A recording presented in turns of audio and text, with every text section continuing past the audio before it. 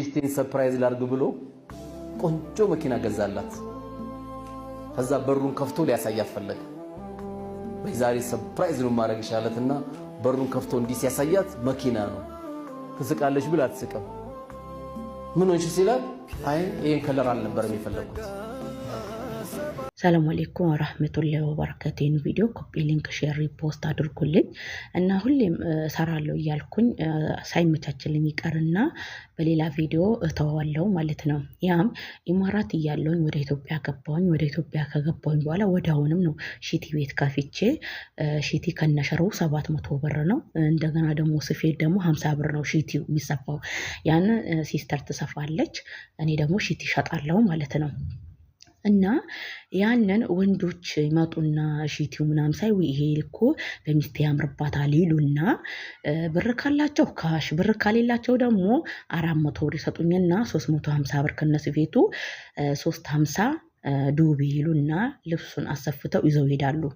ይዘው ከሄዱ በኋላ ሚስቶቻቸው ደግሞ አይ ይሄንን አልፈልግም ይሉና እንደገና እሱንም ይዘው ይመጡና አይ ይሄንን ልብስ ቀይሪልኝ እና ይሄ ልብስ አልወደድኩትም፣ ስለዛ ሌላ ልብስ እኔ ብር ጨምሬልሽ አንቺ ሽጪው እኔ ጨምሬልሽ ሌላ ወስዳለሁኝ ይላሉ።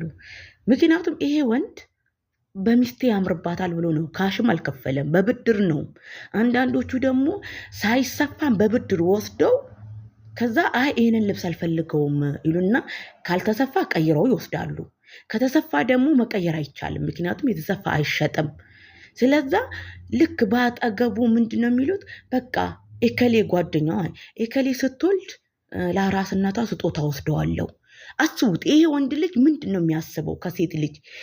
እሱ ያስደስታታል ብሎ የገዛላትን ልብስ አይ ይሄ ልብስ አላማረኝም፣ ያኛውን ነው መግዛት በፈልገው፣ ያኛውን ደግሞ አሁን የለኝም እኔ ብር ይላታል። በቃ ቀጣይ ይህንን በሚል ሰዓት ላይ ያንን ግዛልኝ፣ ግን ይህንን ልብስ የገዛልኝ ኤከሌ ስትወልድ ግን ለኤከሌ ስጦታ ሰጠዋለሁ ትልና በአጠገቡ ስትናገር እኔ ወላሂ ደሜ ነው የሚፈስለው።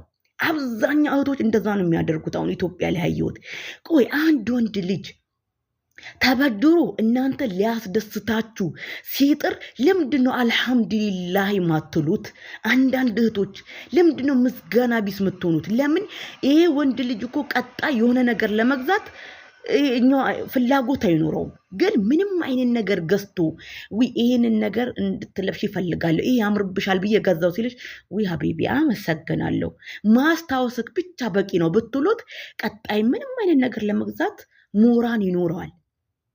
እየገዛ ደግሞ ማትቀበሉት ከሆነ ሚስቴ ምንም ብገዛላት አያምርም። ወላሂ ስንቶቹ አሉኝ ሀጂባ አይደለም እኔ ለሚስቴ አይደለም በብር ገዝቼ ልወስድ በነፃ እንኳን ይዤላት አልሄድም፣ ሚስቴ ምንም እኔ መገዛላት አያስደስታትም ይላሉ።